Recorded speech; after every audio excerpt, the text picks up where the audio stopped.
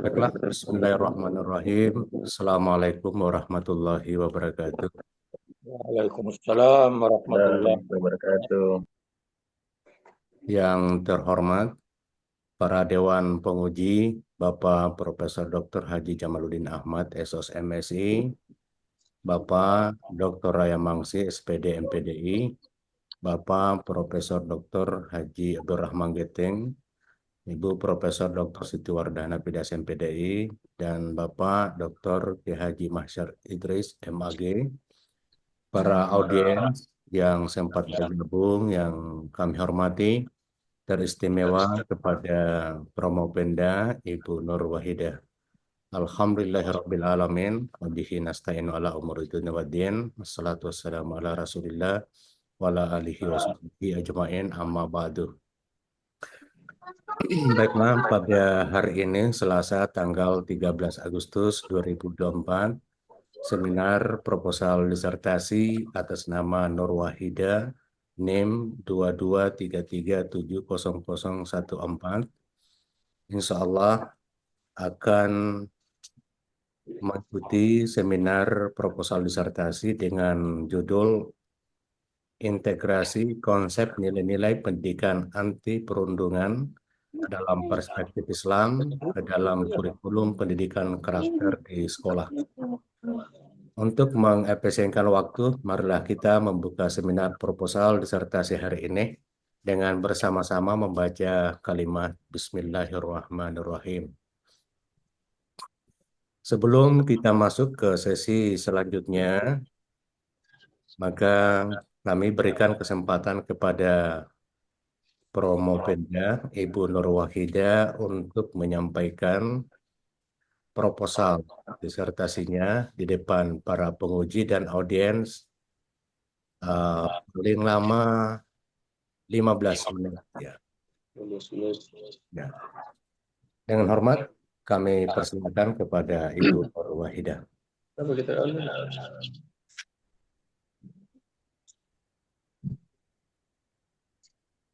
Ya.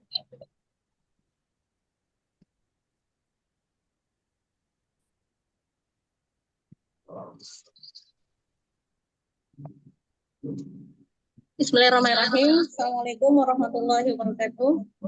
Waalaikumsalam warahmatullahi wabarakatuh. Terima kasih Pak atas kesempatan yang diberikan.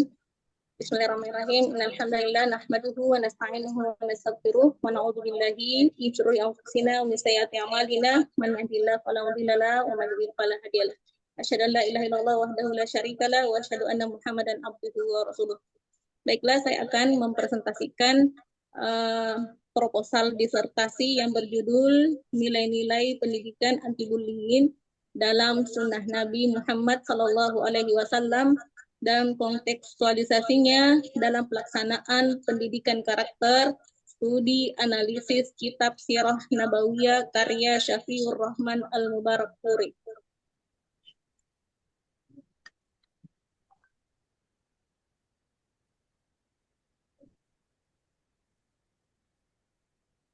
Latar belakang.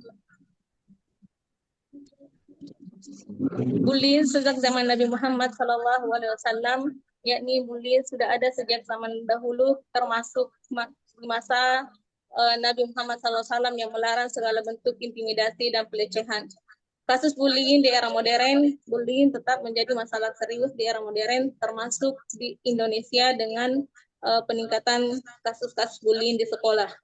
Kemudian literatur tentang anti-bullying, beberapa buku dan artikel telah membahas nilai-nilai anti-bullying dalam pendidikan karakter, tetapi belum banyak yang fokus pada integrasi nilai-nilai anti-bullying dan sunnah Nabi SAW.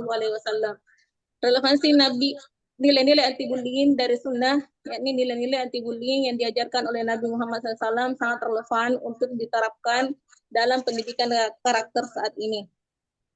Studi tentang integrasi nilai-nilai sunnah, berbagai studi mendukung pentingnya integrasi nilai-nilai sunnah dalam kurikulum pendidikan karakter untuk mengurangi perilaku bullying. Tujuan penelitian, yakni penelitian ini bertujuan mengeksplorasi dan mengintegrasikan nilai-nilai anti-bullying dari sunnah Nabi SAW ke dalam kurikulum pendidikan karakter di Indonesia. Epistemologi dalam penelitian ini berfokus pada sumber pengetahuan dari sunnah Nabi dan literatur keislaman klasik, serta memadukannya dengan pengetahuan kontemporer tentang pendidikan, karakter, dan psikologi sosial. Sebagai bagian dari kajian ini, penelitian akan menganalisis sirah nabawiyah karya Syafiur Rahman Al-Mubarakpuri untuk menggali lebih dalam bagaimana kisah hidup Nabi Muhammad SAW mencerminkan dan menegaskan nilai-nilai anti-bullying.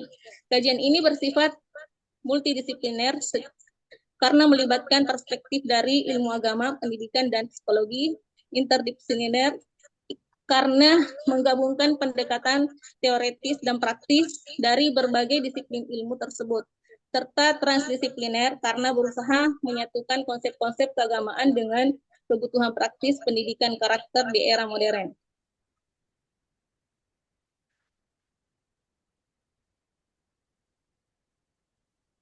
Rumusan masalah.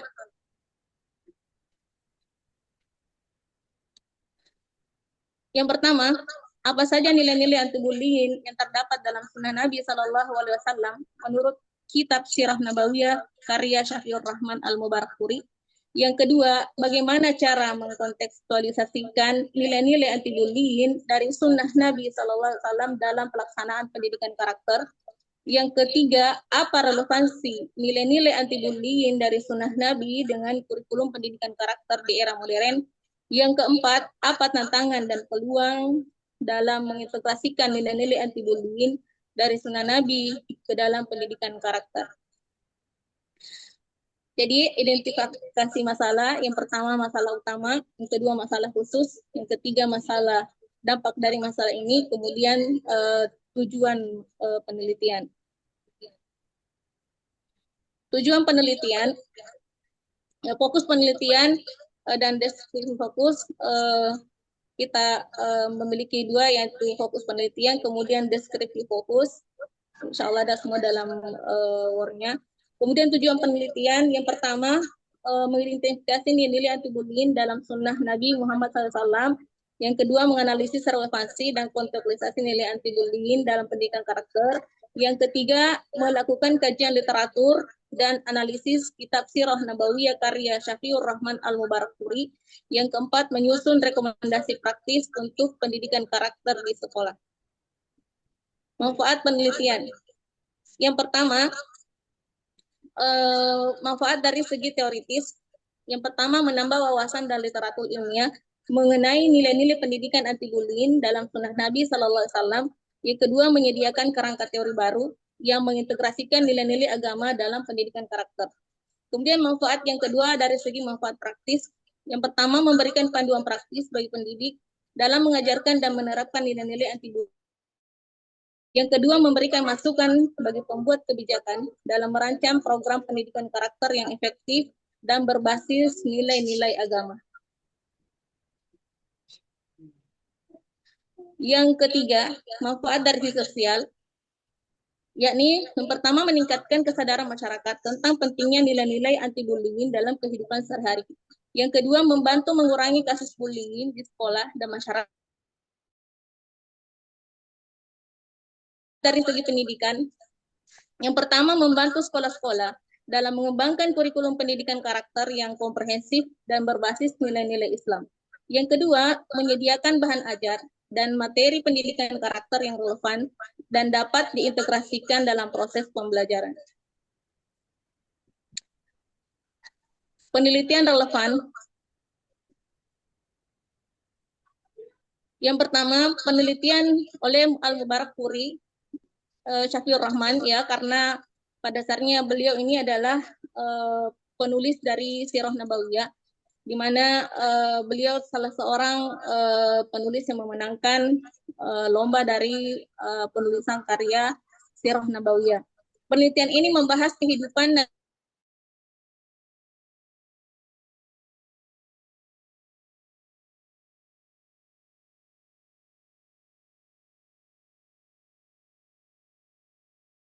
Konates 91, Karakter Education, Theory and Practice.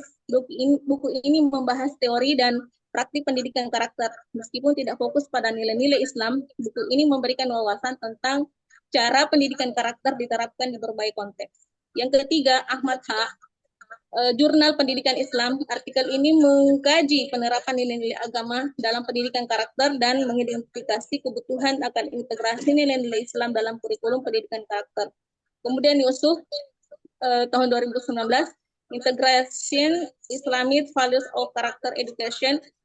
Artikel ini membahas bagaimana nilai-nilai Islam dapat diintegrasikan dalam pendidikan karakter, meskipun tidak secara khusus membahas nilai-nilai anti-bullying dalam Sunnah Nabi. Kemudian penelitian KPI, laporan bullying di sekolah. Laporan ini memberikan data dan analisis mengenai kasus bullying di sekolah dan tantangan dalam menangani masalah ini dalam konteks pendidikan. Kemudian UNITEF 2021, laporan dampak bullying. Laporan ini mengkaji dampak bullying terhadap kesehatan mental siswa dan efektivitas kebijakan penanganan bullying di berbagai negara. Ya, tapi masih banyak beberapa yang ada di Word-nya. Kemudian referensi yang relevan, yang pertama karakter teori and practice.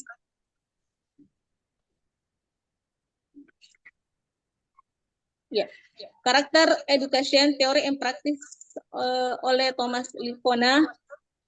Isi buku ini membahas konsep dasar pendidikan karakter, metode pengajaran dan implementasi di sekolah. Diskusinya Lipona menekankan pentingnya pendidikan karakter untuk membentuk pribadi siswa yang beretika dan bertanggung jawab. Namun buku ini tidak khusus membahas literasi, integrasi nilai-nilai agama, terutama nilai-nilai anti-bullying dari Sunnah Nabi. Kemudian yang kedua, the role of religion values in character education dalam Journal of Moral Education. Isi artikel ini mengkaji pengaruh nilai-nilai agama terhadap pendidikan karakter. Diskusinya, artikel ini menunjukkan bahwa nilai-nilai agama dapat memperkuat pendidikan karakter. Meskipun tidak spesifik mengkaji nilai anti-bullying dari Sunnah, tapi prinsip-prinsip yang dibahas dapat ditetapkan dalam konteks penelitian. Kemudian yang ketiga, Islamic Education and Moral Development oleh Muhammad Qutb. Buku ini menjelaskan bagaimana pendidikan Islam dapat membentuk moral dan karakter siswa. Diskusinya Qutb menekankan pentingnya nilai-nilai moral dalam pendidikan Islam, termasuk anti-bullying, namun tidak secara spesifik mendalami nilai-nilai sunnah Nabi dalam hal ini. Kemudian bullying in school, how successful can intervention be oleh Peter Samit. Buku ini mengevaluasi berbagai intervensi untuk mengatasi bullying di sekolah. Kemudian landasan teori yang dipakai dalam penelitian ini, yang pertama teori bullying, yang kedua teori pendidikan karakter, yang ketiga teori dalam konteks Sunnah Nabi SAW, yakni nilai anti-bullying dalam Sunnah Nabi. Kemudian kerangka penelitian, jadi yang dalam penelitian ini bagaimana bullying terhadap Nabi dan para sahabatnya sebelum hijrah dan sesudah hijrah, mulai dari bullying dari segi keyakinan, kebudayaan, ekonomi, relasi, verbal, fisik, politik, sosial. Ya. Kemudian setelah dikaji, kita menganalisisnya melalui buku Sirah Nabawiyah, ya, karya Syafiur Rahman Al-Barak.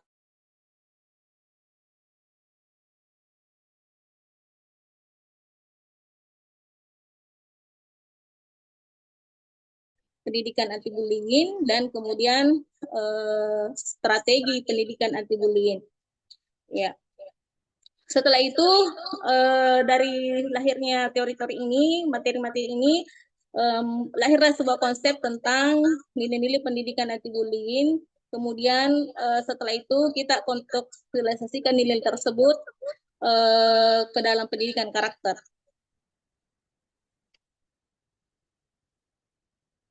Kemudian metodologi penelitian.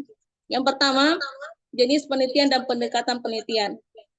Penelitian ini pustaka library research, termasuk kategori pustaka yang berfokus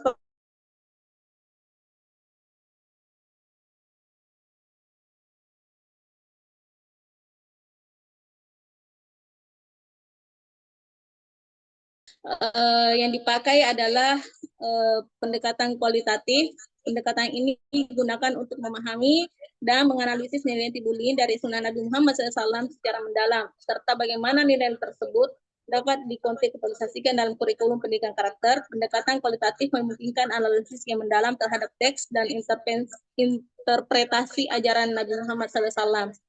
Yang ketiga jenis penelitian kualitatif yakni studi analisis, di mana studi analisis ini dalam penelitian kualitatif digunakan untuk menganalisis teks atau dokumen untuk mengidentifikasi, memahami, dan menginterpretasikan makna dan nilai-nilai yang terkandung di dalamnya. Dalam konteks penelitian ini, studi analisis akan diterapkan untuk yang pertama, mengidentifikasi nilai-nilai anti bullying dalam sunnah Nabi, yakni analisis mendalam terhadap kitab Sirah Nabawiyah karya Syafiur Rahman Al-Barakuri untuk menemukan nilai-nilai yang berkaitan dengan anti bullying yang diajarkan oleh Nabi Muhammad SAW. Kemudian yang kedua, menganalisis relevansi dan kontekstualisasi, yakni menilai bagaimana nilai-nilai anti bullying tersebut relevan dan dapat diterapkan dalam konteks pendidikan karakter saat ini. Yang ketiga, menyusun rekomendasi integrasi dalam kurikulum berdasarkan analisis yang dilakukan, menyusun rekomendasi mengenai bagaimana nilai-nilai tersebut dapat diintegrasikan dalam kurikulum pendidikan karakter. Mengapa studi analisis? Karena pendekatan ini memungkinkan peneliti untuk secara mendalam menggali makna dari teks dan dokumen yang menjadi objek penelitian. Dalam hal ini, kitab Sirah Nabawiyah merupakan sumber utama yang dianalisis untuk menemukan nilai-nilai anti bullying yang diajarkan oleh Nabi Muhammad SAW. Pendekatan ini juga memungkinkan untuk peneliti untuk menginterpretasikan bagaimana nilai tersebut dapat diterapkan dalam pendidikan karakter. Kemudian yang kedua, paradigma penelitian, yakni paradigma interpretatif. Paradigma ini berfokus pada pemahaman makna dan interpretasi teks dalam konteks sosial dan budaya. Dalam penelitian ini, paradigma interpretatif akan digunakan untuk memahami nilai-nilai bullying dalam sunnah Nabi dan bagaimana nilai-nilai tersebut relevan dalam konteks pendidikan karakter modern. Sumber data. Yang pertama, sumber data utama yaitu kitab Sirah Nabawiyah karya Syafiur Rahman Al-Barakuri sebagai sumber utama untuk menganalisis nilai anti bullying dalam sunnah Nabi. Kemudian literatur terkait, yakni buku dan artikel yang membahas pendidikan karakter, nilai anti bullying, serta kajian-kajian tentang penerapan ajaran Islam dalam pendidikan. Yang kedua, sumber data sekunder, artikel, jurnal, dan buku terkait referensi tambahan yang membahas teori pendidikan karakter, anti bullying, dan integrasi nilai-nilai agama dalam kurikulum pendidikan. Kemudian tahapan pengumpulan data. Yang pertama adalah melakukan penelusuran literatur, yakni mencari dan mengumpulkan buku, artikel, jurnal, dan sumber literatur lain yang relevan dengan topik penelitian. Kemudian setelah itu menyusun daftar pustaka dan mengidentifikasi sumber-sumber utama dan sekunder yang akan dianalisis. Setelah itu menganalisis kitab Sirah Nabawiyah, yang membaca dan menganalisis kitab Sirah Nabawiyah karya Syafiur Rahman Al-Barakuri untuk mengidentifikasi anti bullying yang terdapat dalam sunnah Nabi. Setelah itu mencatat kutipan dan ajaran yang terkait dengan perilaku anti bullying dan perlakuan adil. Kemudian studi teratur. Kemudian sintesis data. Ya. Yang kelima, penyusunan laporan penelitian. Dalam hal ini menyusun laporan penelitian berdasarkan hasil analisis dan sintesis data, kemudian memasukkan temuan, diskusi, dan rekomendasi dalam laporan akhir disertasi. Metodologi ini dirancang untuk memberikan pendekatan yang sistematis dalam menganalisis nilai anti bullying dari sunnah Nabi Muhammad SAW dan aplikasinya dalam pendidikan karakter. Demikianlah pembahasan disertasi kami. Terima kasih. Assalamualaikum warahmatullahi wabarakatuh. Waalaikumsalam warahmatullahi wabarakatuh. Terima kasih kepada Ibu Nur Wahidah selaku Promo Penda yang telah mempresentasikan proposal disertasinya. Sebelum kita ke Dewan Penguji, kami berikan kesempatan kepada para audiens, mungkin ada hal yang ingin ditanyakan. Ya. Pertama, Pak Tawakal. Ya, silakan Pak Tawakal. Iya Pak Dokter. Iya. Bismillahirrahmanirrahim. Assalamualaikum warahmatullahi wabarakatuh. Waalaikumsalam Waalaikumsalam warahmatullahi warahmatullahi wabarakatuh. wabarakatuh. Yang saya muliakan dan yang saya hormati para dewan penguji. Kemudian yang saya hormati adalah para peserta pada hari ini. Alhamdulillah, langsung saja pertanyaan terkait dengan bullying. Yang saya mau pertanyakan ini kepada Ibu Nur Wahida tentang bullying secara spesifik tentang itu. Karena di sini saya lihat bahwa bullying itu banyak macamnya, ada bullying verbal, ada bullying fisik dan seterusnya. Kira-kira di dalam kitab itu yang dibahas itu bullying apa di situ secara spesifiknya. Demikian Pak Dokter. Ya. Assalamualaikum warahmatullahi wabarakatuh. Waalaikumsalam warahmatullahi wabarakatuh. Terima kasih Pak Ustaz Tawakal. Langsung saja dijawab Ibu Nur Wahida. Terima kasih Pak Tawakal atas pertanyaan yang diajukan. Jadi yang dikaji dalam penelitian ini adalah semuanya. Kita akan mengkaji karena namanya bullying, berarti semua bentuk bullying yang terjadi, ya kemudian lahirlah nanti metode bagaimana kita bisa mencegah perilaku-perilaku tersebut muncul kembali. Ya, baik itu di sekolah dan masyarakat. Ya. Insya Allah Pak, semuanya akan dikaji. Ya. Terima kasih. Ya. Selesai ya? Oh, rupanya Pak Ahmad ya, Al-Mukarram dari Majene ya. Silakan langsung Pak Ustaz. Oke. Assalamualaikum warahmatullahi wabarakatuh. Waalaikumsalam warahmatullahi wabarakatuh. Bapak promotor, penguji, promotor yang saya hormati, sama saudari Prometendus, saya juga sangat tertarik dengan hal-hal masalah bullying ini. Saya simpel saja, dalam penelitian Anda, kira-kira sekarang kan ini marak yang namanya bullying ini. Tadi yang secara fisik, mungkin juga di media dan lain-lain sebagainya. Kira-kira untuk yang diunggulkan dalam hal ini penelitian saudari untuk mengatasi yang begini kira-kira apa kira-kira? Karena saya anggap bahwa guru agama di sekolah-sekolah negeri termasuk pesantren apa sepertinya kurang-kurang mempan terhadap mengatasi masalah bullying ini. Kira-kira di penelitian saudari ini apa kira-kira yang diunggulkan, diaktualkan untuk mengatasi masalah bullying ini? Penasaran aja ini Bu Ustazah Nur Wahidah. Terima kasih. Assalamualaikum warahmatullahi wabarakatuh. Iya, Masya Allah. Assalamualaikum warahmatullahi wabarakatuh. Ya, silakan langsung Ibu Nur Wahidah. Iya, terima kasih Pak Amin, Pak Ahmad Amin ya atas pertanyaannya. Jadi kita ingin meneliti bagaimana bullying ini yang telah terjadi di zaman Rasulullah, ya seperti tadi yang dikaji di dalam kerangka penelitian. Kita mengkajinya dulu, ya karena selama ini kita hanya bicara sepotong-sepotong saja, ya ini sunnah, kemudian kebanyakan juga yang terjadi bullying itu juga banyak di kalangan intelektual, baik itu pemerintah, dari kalangan pemerintah yang istilahnya dalam kalangan politik, ya kemudian terjadi di kalangan mahasiswa juga, ya bahkan padahal kita sudah memahami bagaimana ilmu Islam secara multidisipliner, interdisipliner, ya. Tetapi kebanyakan dari kita hanya memahami dari segi konteks saja, tapi dari segi aplikasi, ya itu masih sangat jauh, ya dari apa yang kita pahami.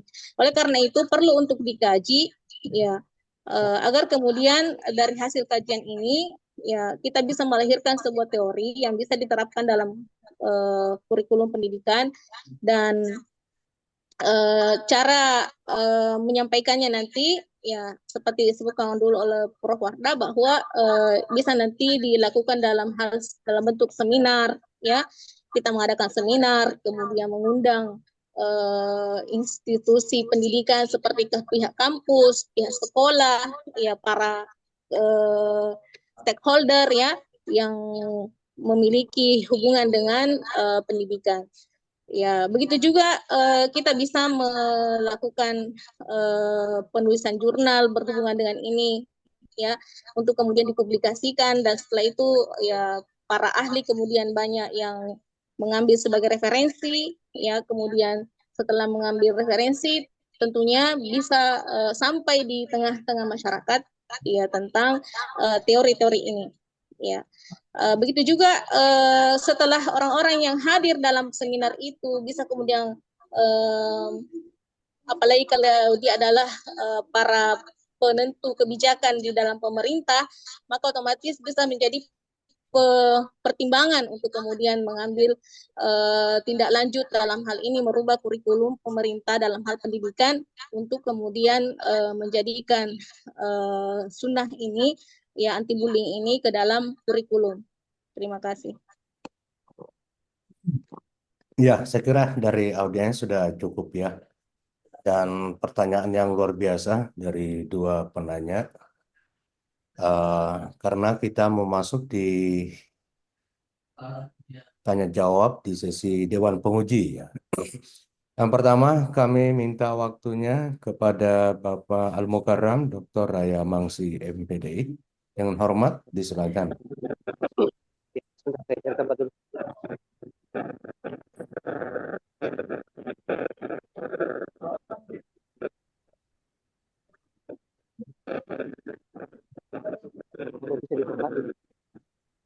Saya menguji dulu.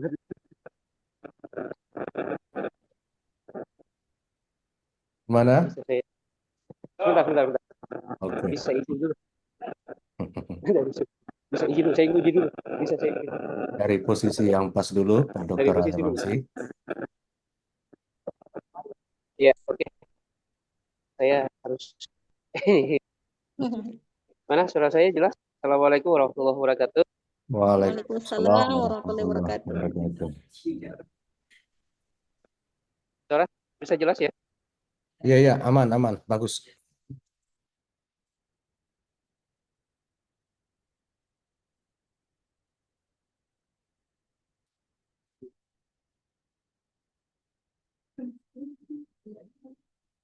Yang berbahagia ini paling tadi ditemukan di seminar judul disertasi Bu Nurwahidah. Saya langsung pada beberapa hal yang kemudian terkait dengan penelitian ini. Yang pertama, saya baca-baca ya, coba membaca istilah yang kemudian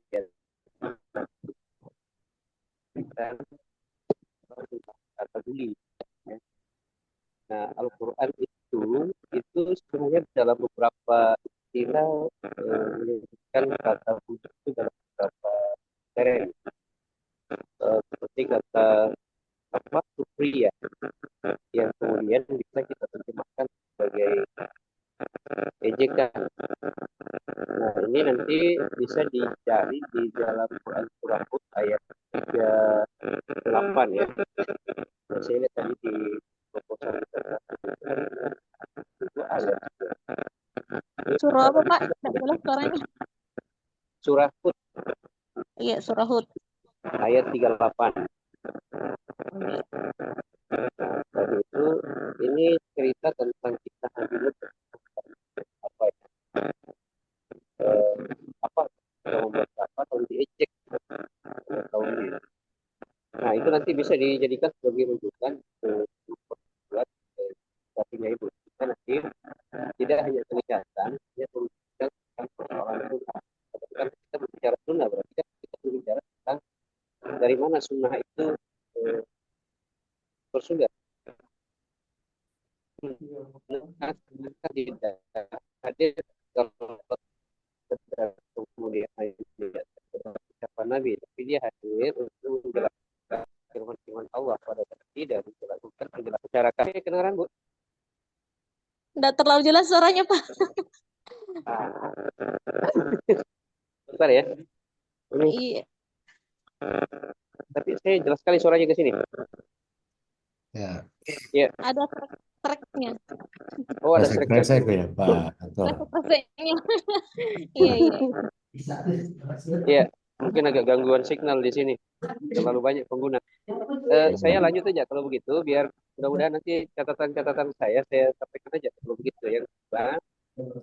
Ibu Baik. bisa lihat Bisa dalam ini yang dicap-cap. ya, ini umum ya, surat Al-Jarat itu ayat 11. Nah, itu umum itu. Sudah sering Iya. kemudian kita dengar tentang ayat itu. Kemudian eh, Quran surah Al-Mutaffifin ayat 29 sampai 32. Di situ ada kata mencemooh, ada kemudian kata menyedihkan mata, kemudian menuduh tanpa dasar ya. Nanti dicari istilah-istilah itu di surat-surat Iya. ayat-ayat tersebut. Nah, eh, istilah mengolok-olok ya, sifat atau roh dan istilah visual atau bahan olokan, misalnya kemudian itu digambarkan dalam Quran surah Yasin ayat 30, kemudian Quran surah Al-Anbiya ayat 36, Surah apa tadi ayat 30, Pak? ya Quran surah Yasin. Oh, Yasin. Kemudian Al-Anbiya ayat 36. 36. Ya, Ya. nanti Ibu bisa lihat di penjelasan berikutnya di Quran surah Al-Ahzab 57 58. Iya. Ya, itu poin-poin ayat yang kemudian bisa dijadikan rujukan. Karena Ibu berbicara tentang ini, tentang bully. Kemudian Iya, saya Pak. pikir tadi, meskipun dalam kitab itu saya belum pernah baca apa isi kitab yang dijadikan sebagai rujukan itu, tetapi kan kemudian harapannya adalah kita dulu memberikan penjelasan, lalu kemudian kita tarik benang merahnya dengan ayat-ayat Allah, karena ini penelitian kita. Setelah itu kemudian kita coba relasikan dengan kondisi objektif dalam situasi pendidikan kita di tadi di tingkat SMP Bu ya, SMP. Nah itu nanti disesuaikan antara ketiga hal itu. Jadi sehingga nanti benang merah antara semua unsur itu dalam pembelajaran itu kita berbicara tentang bullying itu bisa kita jelaskan dengan baik lagi. Ya, saya pikir itu masukan saya Pak Dr. Halid. Ya, Iya. beberapa poin-poin yang saya sampaikan nanti insya Allah mudah-mudahan bisa dikembangkan di dokumen dan yang lain. Terima kasih banyak Pak Dokter. Iya. Saya kembalikan. Terima kasih banyak kepada Bapak penguji yang kedua, Bapak Dr. Mangsih, PD, yang banyak masukannya luar biasa. Harap kepada Prof. untuk mencatat semua tadi masukan-masukan itu. Kemudian, ya karena penguji pertama, Pak Rektor, Bapak Prof, belum bergabung ya. Saya langsung saja minta waktunya kepada promotor Bapak Profesor Dr. Abdurrahman Geteng. Assalamualaikum, Prof.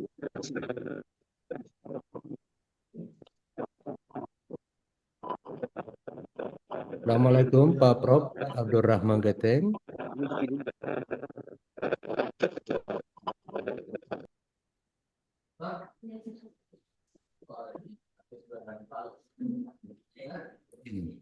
Ya, sudah join tapi belum ini ya. Mungkin kepada Bapak Dr. K. Haji Mahsyar Idris. Assalamualaikum Pak Kiai.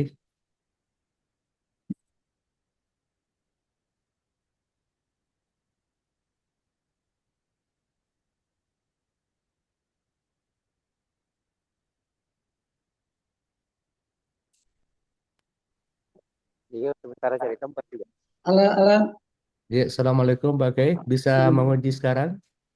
iya kita di acara ini di Makassar. Baik, baik. Oh ya, Ini, silakan Pak Kiai. ini judulnya apa ya? Nur Wahida kemarin kan kita bergeser ke penelitian pustaka ya, Nur Wahida. Pak. Ini penelitian pustaka. Iya, Pak. Iya, kajian pustaka tentang nilai-nilai anti bullying Iya. dalam hadis. Ini hadis tidak dibatasi di kitab-kitab mana saja. Iya. Sudah pernah disurvei anti bullying itu di hadis-hadis mana saja terdapat. Semua kitab hadis semua diteliti. Kita sudah analisis khusus di Sirah Nabawiyah, Pak. Ada buku ditunjuk. Iya. Ih, kenapa kitab hadis Sirah Nabawiyah itu bukan kitab hadis? Karena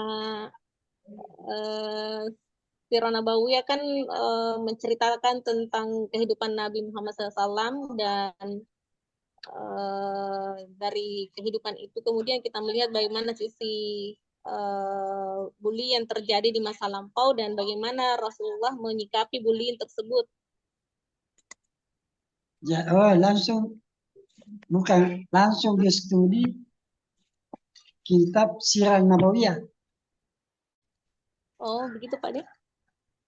Nah, di judulnya ya langsung kita merujuk kepada Sirah Nabawiyah ya. Iya. Iya, bisa. Jadi kalau begitu jangan ada kata Sunda di atas. Nilai-nilai pendidikan anti bullying. Iya. Studi pada kitab Sirah Nabawiyah begitu. Oh. Disingkat aja judulnya. Karena kalau disebut sunnah Nabi, kita harus merujuk ke Al-Kutub Tis'ah atau Al-Kutub Sittah minimal.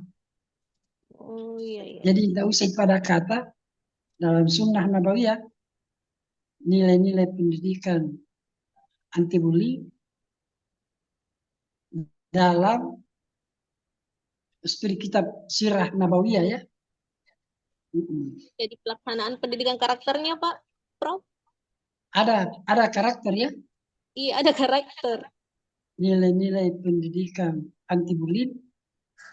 Dan Apalagi? konteksnya dalam pelaksanaan. Bisa dalam konteks pelaksanaan pendidikan karakter. Studi pada kitab Sirah Nabawiyah. Begitu. Oh iya. Jadi ini sunnah Nabi dihilangkan ya? Iya dihilangkan karena kalau itu masuk menghendaki kita masuk ke Al-Kutubus Sittah. Ya itu aja dihilangkan. Seperti ini Pak, ini pendidikan anti bullying, kontekstualisasinya dapat sampai karakter, studi analisis kitab Sirah Nabawiyah. Iya. Gitu. Oh, iya. Baik. Rumusan masalahnya disesuaikan aja dengan judul ini. Coba dimunculkan rumusan masalahnya. Iya. Apa saja nilai-nilai anti bullying yang terdapat dalam sunnah Nabi menurut kitab Sirah Nabawiyah? Iya. Yang kedua, bagaimana cara mengkontekstualisasikan nilai-nilai anti bullying dari sunnah Nabi dalam pelaksanaan pendidikan karakter? Iya.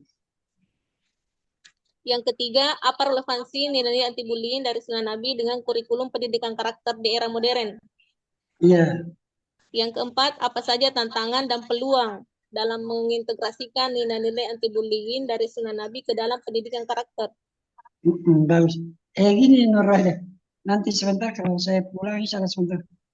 Nanti saya periksa ulang di laptop. Nanti saya kirim catatan. Karena sekarang saya sedang acara ada rapat koordinasi.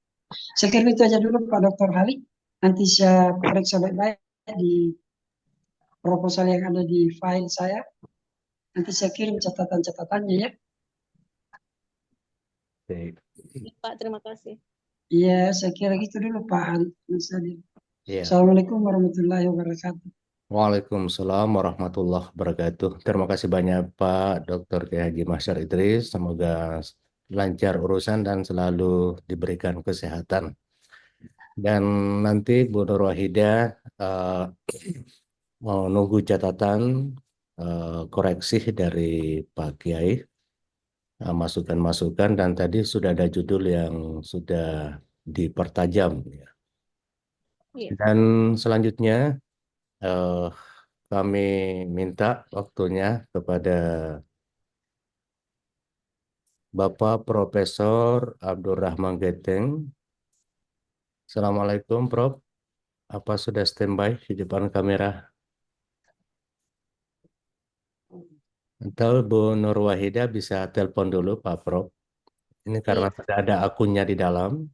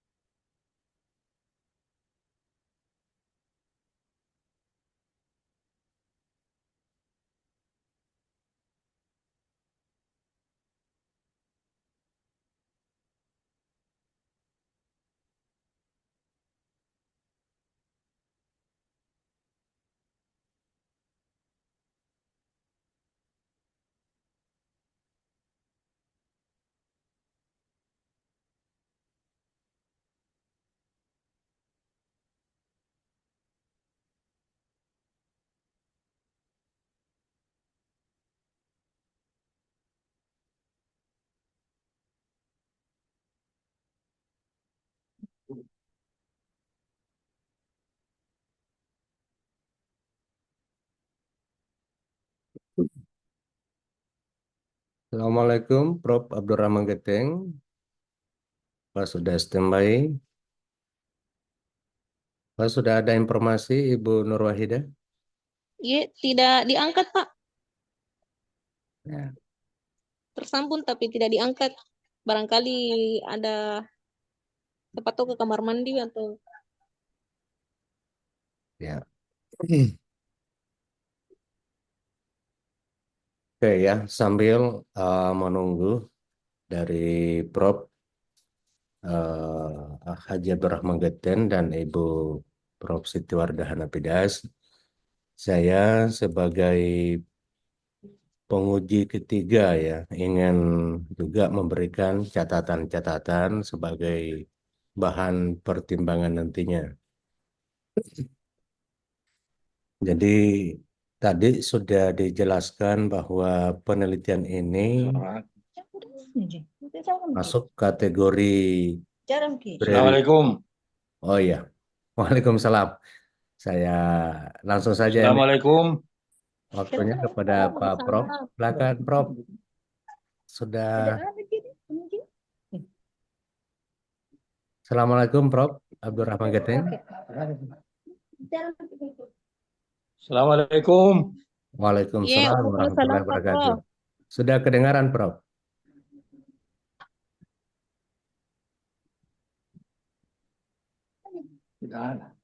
Halo, Assalamualaikum Prof.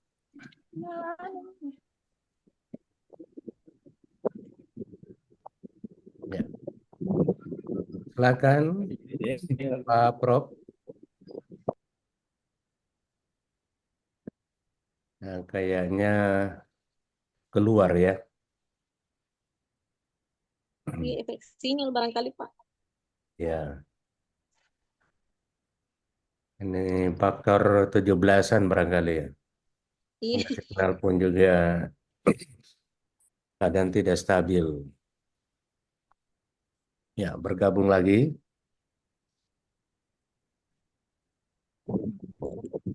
Ya. Assalamualaikum.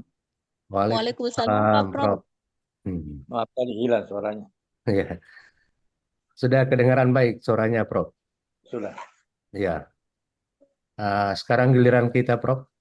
Ya, baik. Ya. Assalamualaikum warahmatullahi wabarakatuh.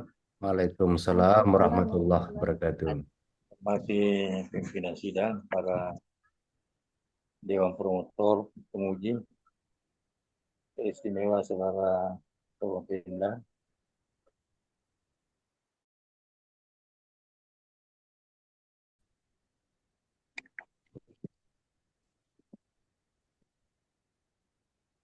Jadi kita kembali dulu pada judul ya.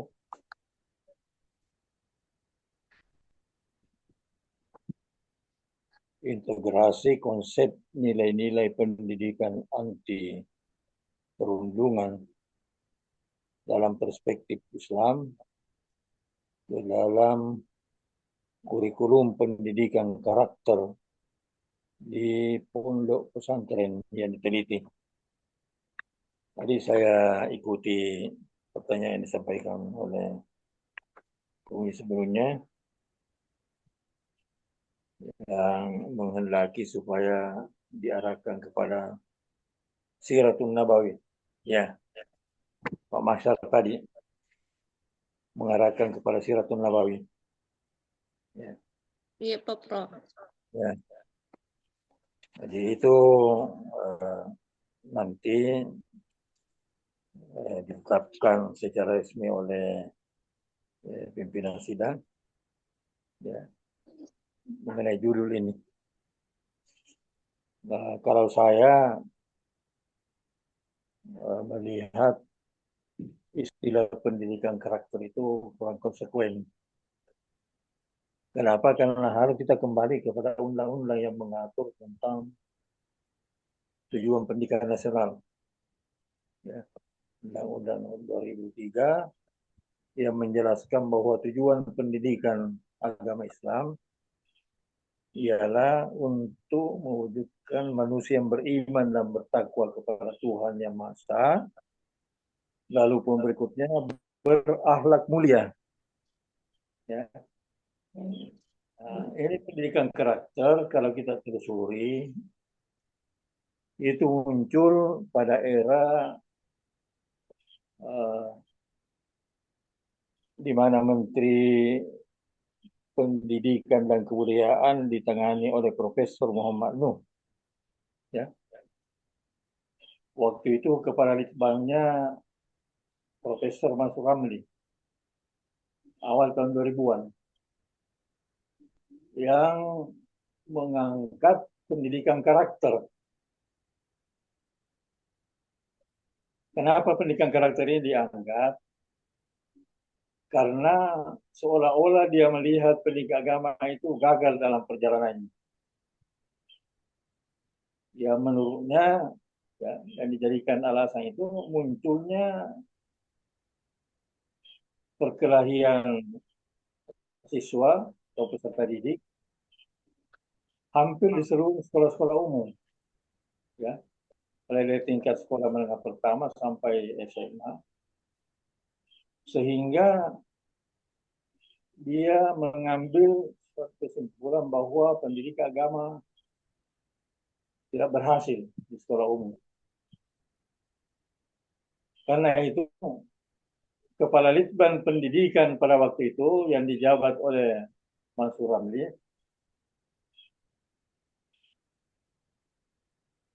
mengemukakan suatu kebijakan menetapkan bahwa pendidikan karakter harus diberikan di sekolah umum.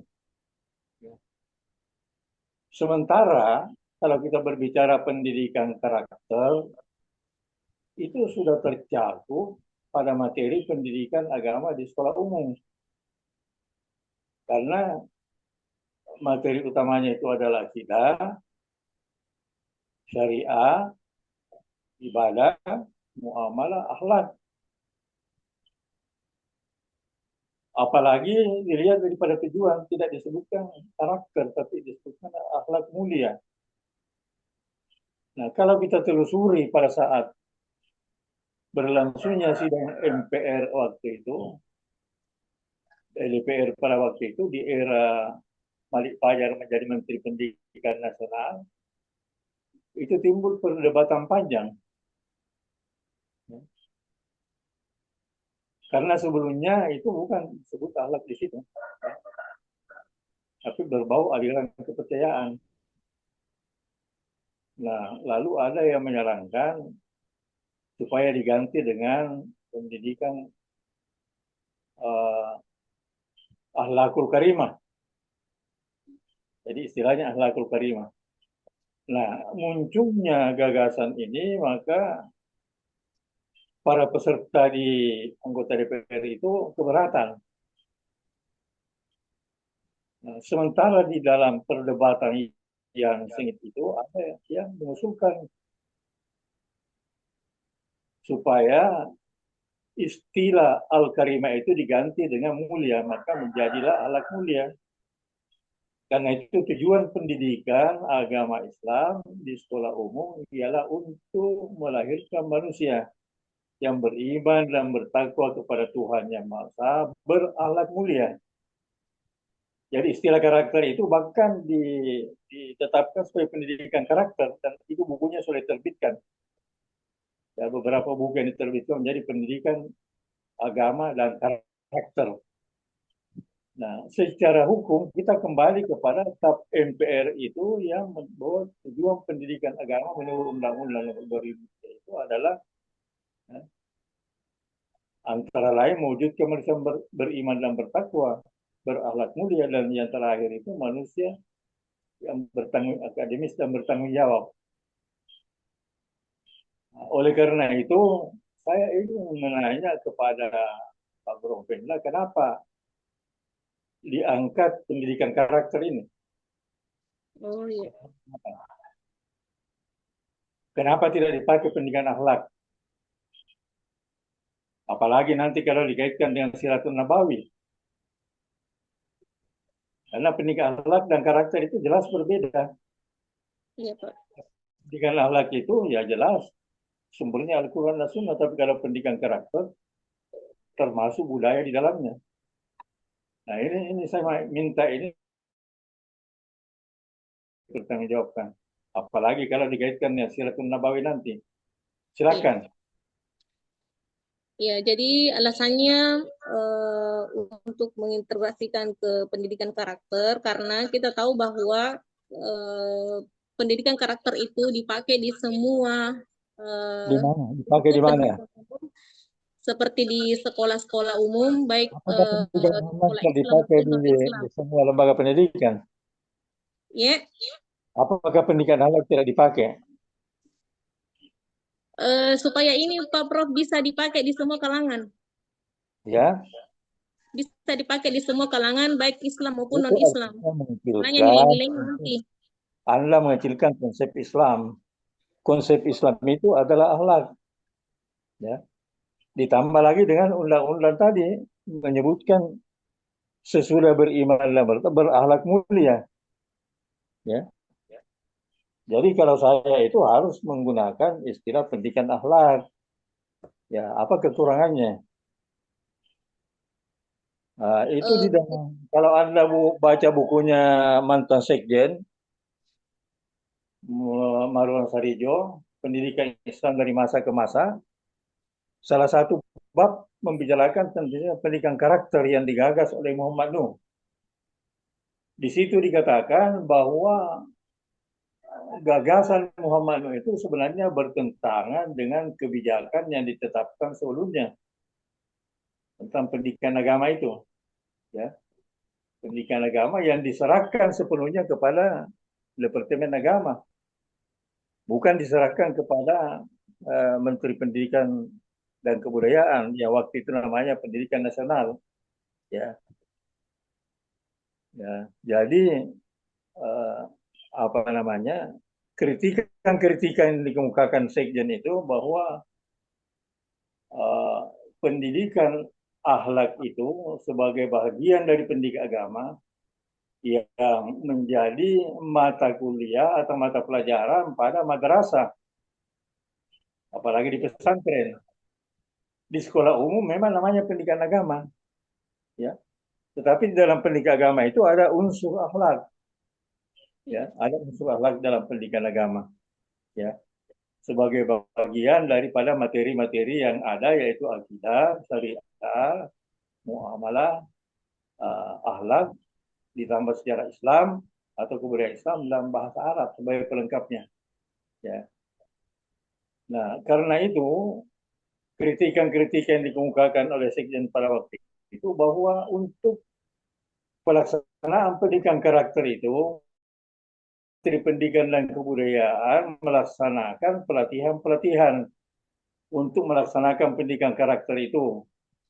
Dan pada tahun 2002 itu jumlahnya sudah puluhan ribu. Tidak seorang pun yang diikutkan dari guru agama. Ya, semua adalah guru agama dan pendidik atau pengawas guru agama. Ya. Sementara pendidikan agama itu resmi diserahkan kepada Kementerian Agama. Ya. Nah, karena itu timbul keberatan-keberatan pada waktu itu yang dijawab oleh Wakil Menteri Pendidikan dan Kebudayaan bahwa untuk selanjutnya pelatihan dan penyusunan itu akan diikutsertakan Menteri Agama, Kementerian Agama di dalam kebijaksanaan pendidikan karakter itu. Tapi sampai turun Muhammad itu tidak pernah dilaksanakan. Ya. Jadi saya melihat bahwa pendidikan karakter ini dijadikan alternatif untuk mengurangi menurutnya ketidakberhasilan pendidikan agama dan guru agama. Dan oleh karena itu saya ingin supaya Anda menggunakan pendidikan akhlak, itu dasarnya lebih kuat. Ya. Oh, iya, Pak. Apalagi kalau dikatakan itu diterima secara umum, ya, karena itu undang-undang, ya, akhlak mulia sebutkan, ya. Pada mulanya akhlakul karimah ditolak karena terlalu berbau Arab, tapi setelah al-karimah diganti dengan mulia menjadi dasar. Coba baca nanti tujuan pendidikan nasional di era tahun 2003 itu. Itu yang pertama supaya dipertimbangkan. Iya, Pak. Ini karena konsep yang dikemukakan itu tidak ada komunikasi timbal balik, ya. Iya, Sehingga saya tidak sempat menyampaikan itu. Ya, itu saya menghendaki supaya pakai pendidikan akhlak, yang pakai pendidikan karakter. Oke. Ya temanku. Prinsip-prinsip. Apa ada argumentasi yang lain mau dikemukakan? Silakan.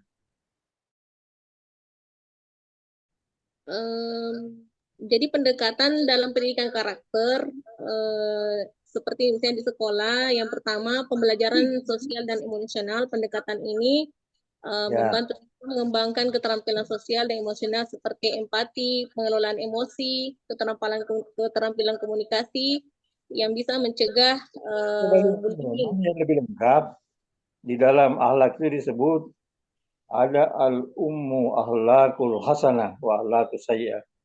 Ada 10 dasar dari akhlak mulia dan akhlak yang tertolak, ya. Sedangkan Nabi itu membawa misi bu'istu li utammima makarimal akhlak. Aku diutus untuk menyempurnakan akhlak. Di dalam Siratun Nabawi nanti akan terungkap itu, ya. Jadi tetap saya menginginkan supaya jangan pakai karakter, tapi pakailah akhlak, pendidikan akhlak, ya. Kemudian mengenai perundungan, ini kan perundungan ini istilah yang baru lahir, yang pada hakikatnya memang hal yang seperti itu, ya, muncul di dalam lembaga-lembaga pendidikan. Bukan saja di pendidikan umum, tapi juga di pesantren ada perundungan. Ya. Saya ingin mendengar penjelasan Anda tentang perundungan itu secara lengkap, sehingga dapat dipahami, oh ini perundungan. Perundungan, Pak, di mana?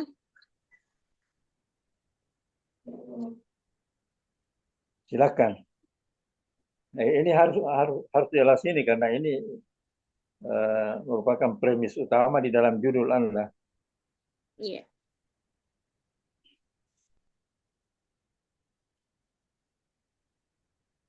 Perundungan itu apa? Kemudian jenis-jenis perundungan yang tidak Islami itu yang mana?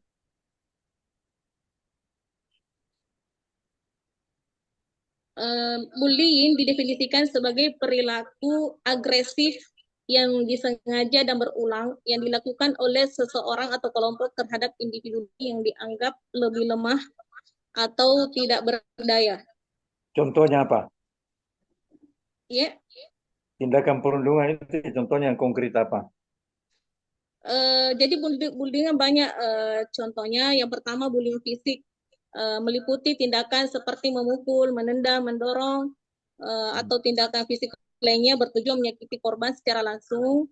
Ini bentuk yang paling terlihat dan dapat menyebabkan cedera fisik pada korban. Kemudian yang kedua, bullying verbal, melibatkan penggunaan kata-kata untuk mengejek, menghina, merendahkan seseorang. Bentuk ini mencakup penghinaan, ancaman, serta penyebaran rumor yang merusak citra diri korban.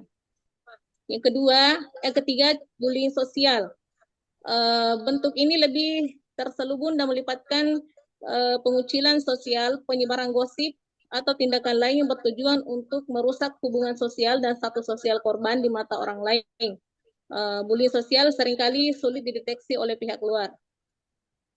Kemudian bullying siber, dengan perkembangan teknologi, bullying ini kini dapat dilakukan melalui media digital seperti media sosial di Facebook, TikTok, Instagram, berupa pesan teks dan email.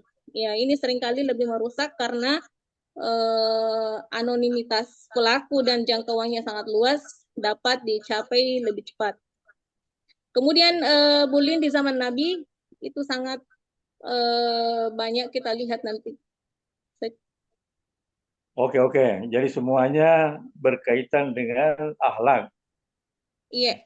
Jadi bisa dikategorikan al-akhlakus sayyi'ah, lawan dari perilaku terima. Jadi perundungan itu adalah penyimpangan dari akhlak mulia menjadi akhlak mazmumah, akhlak yang tercela. Ya. Cuma ini banyak praktek-praktek yang menyalahgunakan sehingga lahirlah sorotan-sorotan yang sangat negatif terhadap pesantren. Karena dianggap pesantren itu ada kekerasan dan sebagainya. Ada kekerasan yang membudaya di pesantren itu, ya, yang mungkin didasarkan pada penafsiran baik dari Al-Quran dan hadis, ya. Misalkan muru awladakum bis-shalah wa hum abna sab'a sinin wadribuhum wa huwa abna wa sab'a sinin. Ya, yang diartikan secara literal oleh banyak pihak bahwa memukul itu boleh dilakukan. Bahkan budaya pesantren itu ya sejak dulu memang hukuman memukul itu merupakan suatu tradisi yang hidup dan berkembang di pesantren. Dan pada saat-saat awal dari sikap masyarakat Islam, tindakan guru memukul itu sangat dihormati. Bahkan dulu, ya, kalau seorang anak dipukul di sekolah lalu mengadu kepada orang tuanya, maka ditambah oleh orang tuanya. Iya, Pak. Karena dianggap itu rupanya ada berkah, ya. Tapi kemudian karena adanya undang-undang yang bertentangan dengan itu, maka terjadilah praktek-praktek penyimpangan atas nama melanggar undang-undang kekerasan dan sebagainya. Sehingga walaupun di pesantren itu hanya kasus 2-3 orang, itu dibesar-besarkan, ya, masih di televisi dibesar-besarkan sebagainya. Padahal di sekolah umum lebih dari itu tidak, ya. Kenapa? Karena adanya pihak-pihak yang melihat bahwa pesantren itu adalah satu lembaga pendidikan tradisional yang banyak menyimpang dari ketentuan-ketentuan Islam. Jadi kita harus berhati-hati di sini. Oke. Kemudian yang berikutnya, karena di sini dikaitkan dengan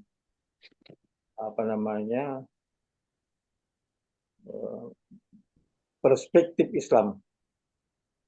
Jadi bagaimana perundungan ini menurut perspektif Islam itu harus dijelaskan nanti.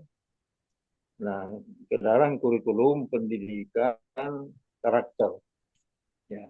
memang ada kurikulum pendidikan karakter. Bahkan sudah ada buku yang terbit pendidikan karakter.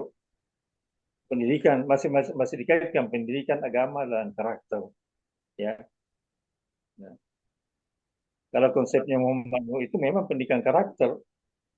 Dan kalau kita lihat latar belakang lahirnya itu jelas disebutkan kegagalan pendidikan agama, guru-guru agama di dalam membawakan pendidikan agama itu, sehingga ya terjadilah penyimpangan perilaku anak ya di sekolah umum yang menyebabkan terjadinya ya perkelahian yang marak pada tahun 2000-an itu ya dan sebagainya. Walaupun kita bersyukur bahwa tidak ada terjadi di madrasah dan di pesantren ya. Oke. Yang terakhir pertanyaan saya adalah di sini Anda mengkaitkan dengan kurikulum ya. Jadi harus kelihatan nanti dalam kurikulum pendidikan karakter ya. Kalau tetap Anda mau menggunakan pendidikan karakter harus kelihatan dalam kurikulumnya ya. Sehingga akan kelihatan bahwa pendidikan karakter itu sebenarnya sedikit menyimpang dari pendidikan agama ya. Nah, karena pengertian karakter dan akhlak ya sudah berbeda ya. Karakter itu hampir sama dengan moral. Perilaku-perilaku yang baik menurut tradisi-tradisi ya yang disamakan dengan nilai-nilai agama. Ya. Coba apa saja nilai-nilai yang saudara maksudkan di sini? Nilai-nilai apa saja? Ya, jadi integrasi nilai-nilai Islam dalam pendidikan karakter itu melibatkan yang pertama dalam hal pengembangan kurikulum, yakni mengadaptasi kurikulum pendidikan karakter untuk memasukkan ajaran-ajaran Islam tentang keadilan, perlakuan baik, dan anti-bullying. Kemudian kedua, pelatihan pendidik, misalnya memberikan pelatihan kepada pendidik tentang bagaimana mengajarkan dan menerapkan nilai-nilai anti-bullying berdasarkan sunnah Nabi. Kemudian yang ketiga, dalam evaluasi dan implementasi, yakni menerapkan dan mengevaluasi program-program pendidikan karakter yang menginteraksikan nilai Islam untuk memastikan efektivitas dalam mengurangi perilaku bullying di sekolah.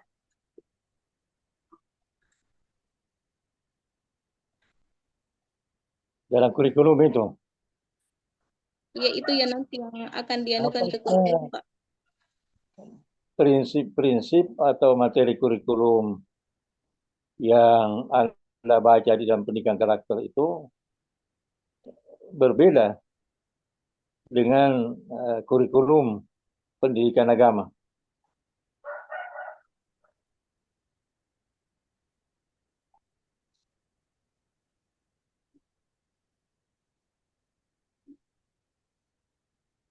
Jadi kalau saya tetap menginginkan judul itu bertumpu pada ketentuan Undang-Undang Nomor 2003 itu yang menyebutkan bahwa tujuan pendidikan agama dalam ini pendidikan agama Islam yaitu pertama terbentuknya manusia yang beriman dan bertakwa kepada Tuhan Yang Maha Esa, yang kedua berakhlak mulia, ya, cerdas, terampil, yang pada akhirnya disebut manusia yang bertanggung jawab, ya.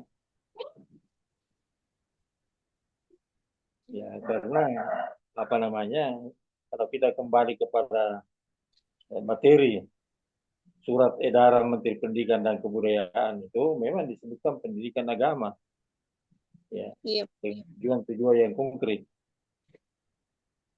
Jadi kalau saya ingin agar supaya itu dilestarikan pendidikan akhlak, ya, apalagi secara yuridis formal masih undang-undangnya yang dipakai.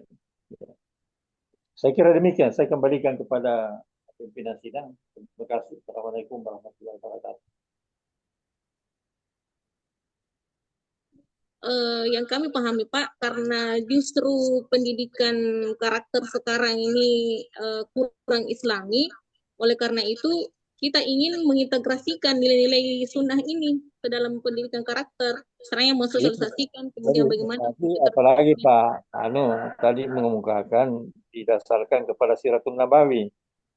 iya, Kalau berdasarkan Siratun Nabawi maka dikembalikan kepada predikat ya predikat Islam ya iya, itu akhlak ya karena Nabi mengatakan bu'ustu li utammima makarimal akhlak, aku diutus untuk menyempurnakan akhlak ya.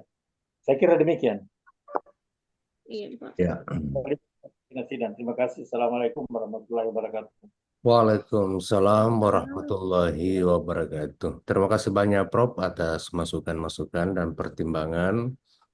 Eh, Tadi ya dipertajam tentang penggunaan istilah pendidikan akhlak ya. Iya. Nah, jadi karena yang diteliti Ibu eh, Nur Wahida adalah ya terkait dengan pendidikan Islam ya dalam konteks bullying dan tentu senapas dengan pendidikan akhlak di sini. Gerah nanti lebih tajam lagi arahannya dan selanjutnya karena Ibu Prof. Sitiwarda tidak atau belum bergabung tadi sudah bergabung saya telepon dalam perjalanan di wilayah yang signal lemah itu ya Oh iya. sekitar baru jadi mungkin kalau nanti bisa berkomunikasi langsung kepada penguji ya. Baiklah saya eh, sebagai penguji ingin menyampaikan sesuatu. Ini ada telepon dulu ya dari ini sudah berkali-kali saya lihat.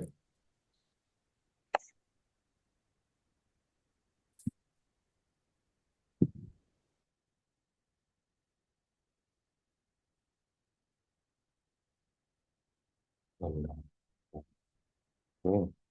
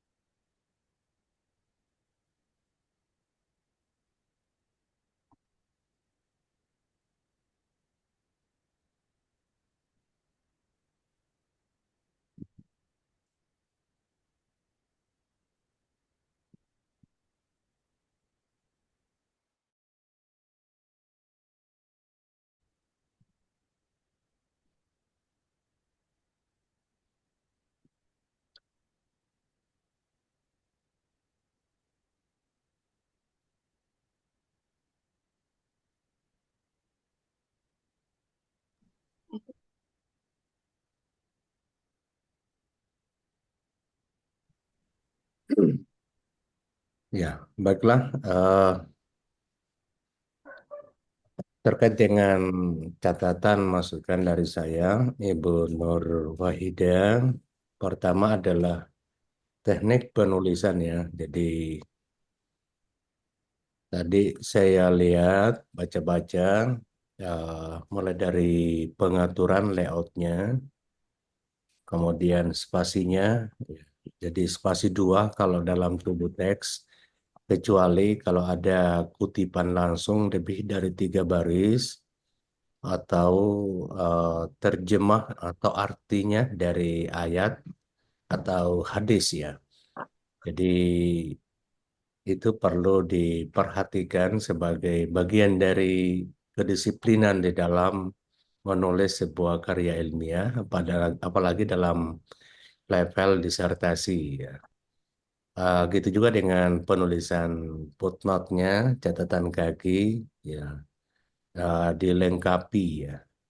Jadi dilengkapi sesuai dengan panduan saya kira, eh, supaya kelihatannya lebih rapi itu ya. Jadi eh, kemudian karena ini penelitiannya sifatnya library research, penelitian kepustakaan, dan mencoba untuk mengelaborasi nilai-nilai pendidikan anti bullying atau perundungan. Jadi ini sebenarnya sangat menarik, eh, melihat bagaimana sesungguhnya anti atau nilai-nilai anti bullying ini dan kontekstualisasinya dalam pendidikan akhlak ya. Jadi alangkah ya alangkah efektifnya ya sekiranya penelitian ini ke field research ya, menurut saya ya. Kenapa harus ke field research, penelitian lapangan, supaya nanti penelitiannya itu benar-benar memiliki kegunaan yang lebih praksis ya. Jadi kita sudah memahami bahwa kajian tentang uh, pendidikan anti bullying itu sudah banyak ya, sudah banyak. Tapi pada realitanya bahwa tanpa guru itu kurang mampu mengendalikan situasi ya, sehingga kerap terjadi perundungan di mana-mana gitu. Meskipun era sekarang ini era digitalisasi, semuanya mudah terkontrol, aksesnya cepat dan seterusnya, tapi kerap kali kita menemukan berita yang tentu bagian dari perilaku perundungan yang sangat-sangat tidak menyenangkan buat kita semua sebagai pendidik itu sendiri. Itu yang pertama jadi pertimbangan nantinya ya supaya nanti lebih efektif ya. Karena kalau berbicara tentang diskursus anti bullying dalam konteks pendidikan Islam itu sangat-sangat banyak ya. Ya, tentu tadi disampaikan ya ada beberapa ruang lingkup gitu ya. Tapi yang kebutuhan praksisnya itu ya sekarang ini bagaimana strateginya itu misalnya. Bagaimana menciptakan suasana lingkungan sekolah yang kondusif, yang atmosfernya itu lebih bernuansa Islami ya sehingga perundingan itu benar-benar dapat diantisipasi. Nah, jadi kalau secara normatif, konseptual itu ya sudah banyak. Cuma ini strateginya ini untuk mengantisipasi atau untuk mencari tindakan preventif di lapangan. Itu yang kedua. Sepakat tadi dengan penguji sebelumnya ya, dipertajam eh, apa yang mau diteliti ya, baik dari segi ruang lingkup konteks kenabian ya, atau fokus kepada salah satu kitab yang dicari atau yang dikaji, Dan kemudian riset gapnya ya. Jadi kenapa hal ini menjadi penting untuk diteliti ya. Jadi kalau sekiranya konsep tentang bullying secara normatif dalam Islam itu dinilai perlu diupdate ya, maka itu juga bisa menjadi alasan untuk pentingnya dilakukan penelitian riset gap. Jadi perlu dipertajam ya, termasuk tadi rumusan masalahnya ya, supaya pertanyaan-pertanyaan yang dimunculkan itu adalah pertanyaan yang benar-benar mendorong kita untuk melakukan analisisnya. Tadi kalau tidak salah ada kalimat apa saja ya, itu pertanyaan yang kalau diamati bukan pertanyaan yang mendorong kita untuk melakukan analisis lebih tajam gitu. Jadi ya biasanya kalimat tanya yang sering digunakan itu adalah bagaimana ya, supaya kita melakukan nantinya elaborasi dari berbagai referensi ketika ingin menjawab rumusan masalah itu ya. Kemudian dalam konteks penelitian yang relevan ya. Jadi penelitian yang relevan bukan hanya sekedar menampilkan penelitian-penelitian yang terkait dengan penelitian yang kita angkat ya. Tetapi lebih dari itu kita ingin melihat di mana relasinya ya. Apa ada hubungan penelitian sebelumnya dengan penelitian yang akan kita lakukan nantinya. Kemudian apa ada distingsinya, perbedaannya. Tentu kalau tidak ada perbedaan dengan penelitian sebelumnya ya berarti sifatnya duplikat gitu ya, plagiat. Jadi untuk apa dilakukan penelitian? Nah, tentu di sini kita harus mempertegas bahwa inilah wilayah distingsinya atau perbedaan dari penelitian sebelumnya dengan penelitian saya yang akan diteliti nantinya. Yang ketiga adalah aspek novelty-nya. Apa ada hal yang baru ya yang akan kita teliti ke depan itu. Jadi tentu di sini hal yang baru ini menjadi sesuatu yang memiliki bargaining. Ada nilai tawar, ada nilai jual nantinya. Kenapa hal ini dilakukan dan di mana kebaruannya dari konsep ini di dalam penelitian.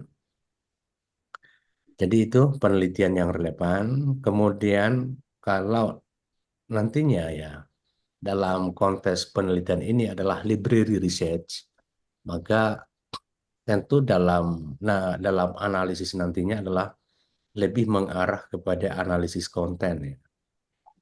Jadi analisis konten termasuk juga analisis naratif dan tentu kita eh, tidak bisa melepaskan diri dari analisis semiotik ya. Jadi apalagi kalau bersentuhan dengan ayat eh, atau hadis itu maka konteksnya lebih banyak menyentuh kepada ranah analisis semiotik. Jadi mulai dari analisis bahasa, ya, kemudian tentu melihat istilah-istilah atau diksi yang digunakan di dalam hadis atau ayat, ini menunjukkan kepada pencarian makna secara semiotik ya. Jadi setiap kata ayat itu memiliki makna semiotik dan ini perlu dilakukan analisis nantinya.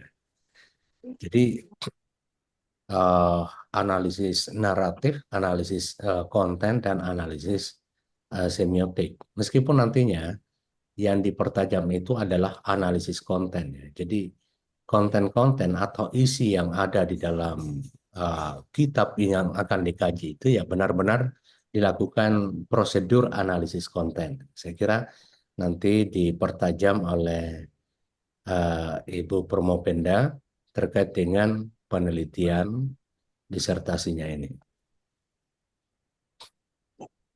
Saya kira itu catatan tambahan dari saya. Dan secara teknis itu saya tekankan supaya melihat kembali buku panduan penulisan disertasi, kemudian memperbaiki layoutnya, yang mana mesti spasi 2, yang mana harus spasi 1, tulisan italik, miring, dan seterusnya, sampai kepada teknik penulisan catatan kaki atau footnote-nya. Jadi supaya benar-benar istilahnya itu adalah taat asas ya kepada aturan yang ada itu. Kalau kami dulu ya kadangkala baru dibuka itu ketika pembimbing melihat tidak sesuai dengan panduan, langsung dikasih kembali ya, perbaiki dulu baru dibaca itu kenangan kami dulu ya. Jadi kadang-kala mondar-mandir ke pembimbing itu dari Pare ke Makassar hanya karena mengurusi kesalahan teknis di dalam pengetikan itu. Jadi saking pentingnya menurut beliau-beliau itu tentang layout dalam sebuah tulisan. Baiklah, mungkin ada tanggapan balik dari Ibu. Ya Pak, terima kasih atas masukannya. Dalam hal teknik penulisan memang selama ini saya kurang terlalu memperhatikan. Dalam hal ini mungkin saya juga termasuk salah paham. Saya kira kalau masih dalam proposal masih spasi 1 Pak, jadi saya pakai spasi 1. Kemudian dalam hal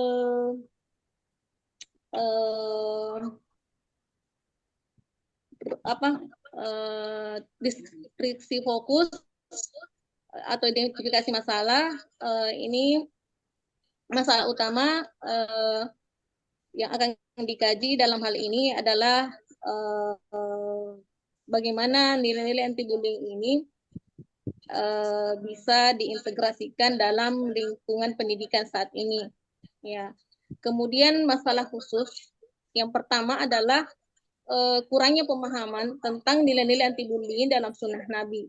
Ya, banyak pendidik dan pembuat kebijakan pendidikan yang belum sepenuhnya memahami dan mengidentifikasi nilai-nilai anti-bullying dalam sunnah Nabi.